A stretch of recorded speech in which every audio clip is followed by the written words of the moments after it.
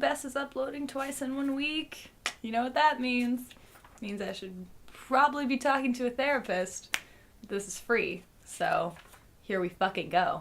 Literally every time I talk about mental health, I feel like I should be holding something because it makes me feel more comfortable. Maybe it makes you feel more comfortable and cozy, like it's intimate, I don't know. But this is full of Dr. Pepper and not like a warm substance. I just want to shatter that illusion right the fuck now. In regards to the last video I put out, a lot of you responded saying that you were also twos, and you also said that you verbally process things in order to understand them, which, ooh, girl, same, clearly.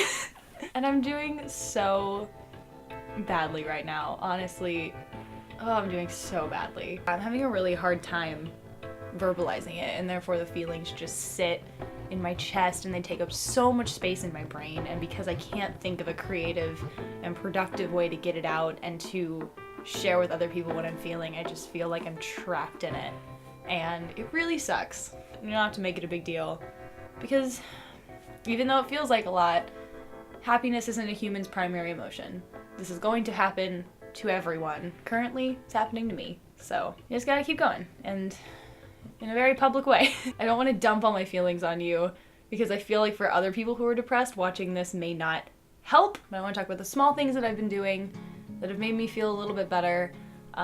They don't by any means cure anything, it just makes you feel a little bit more like a person. The first thing I've been doing is disconnecting in a healthy way, that's in a healthy way. And by that I mean, like when I released my video, I was on Tumblr and Twitter and Instagram and all that stuff, but then after that, turned off all my notifications, especially my text messages, so that I could just binge watch shows and not have to talk to anyone, not really have to communicate anymore, just kind of turn my brain off and focus on one singular thing. Second thing is driving, which I feel like a lot of people are gonna be like, if you're in a bad mental state, don't get behind the wheel of a car. But for me, it's super helpful because it's kind of like disconnecting, and where I'm not focusing on anything else, I'm using my hands, I'm using my mind, focusing on one thing. I'm also one of those people who, if I'm alone in my car, I know that no one's listening to me, I will like have conversations out loud with myself in a totally normal, we all do this, I'm not crazy. Therapeutic. This one seems so simple, but like,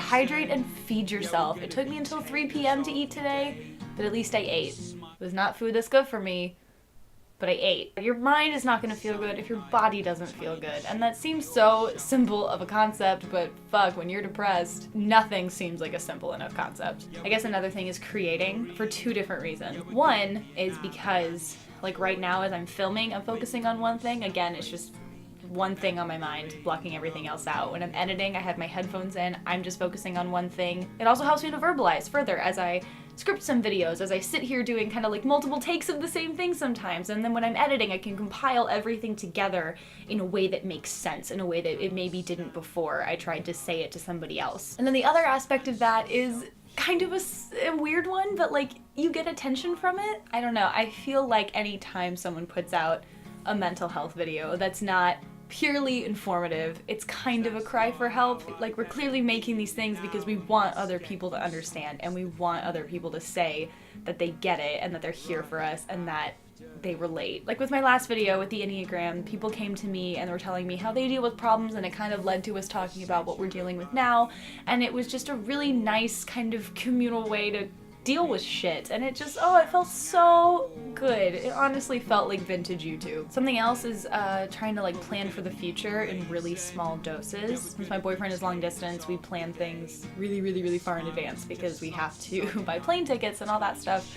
So I've just kind of been talking with him a lot about that, and it helps me to visualize something that I can look forward to, helps me to visualize something that I can plan for, and I guess it takes you out of the present moment and just puts you in a different mindset. It's really nice to be able to look forward to things so you're not just stuck in how you feel now. Alright, also HYGGE, which is HYGGE.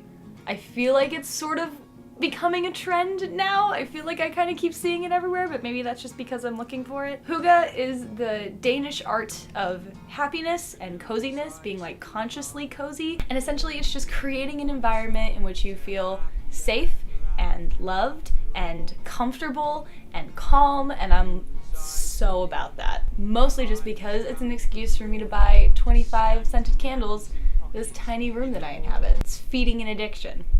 That's what HYGGE is. I read this little book, and it genuinely is like a tiny, tiny book. I don't have it currently because I'm trying to get everybody else on this train with me. But it's prompted me to try and fill my room with warm light, with silence, with cozy blankets and pillows, and really just try and create a sanctuary where I can feel my best. This kind of goes along with HYGGE, which is my last point, but cleaning. I cleaned my nightstand today. I cleaned my desk a little bit today. It doesn't look clean.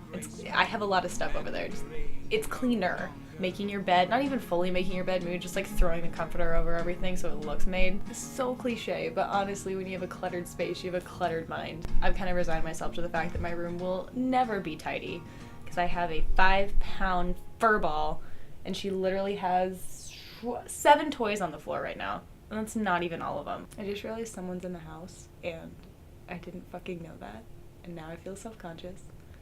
So I'm hanging up. Drew used to call this hanging up.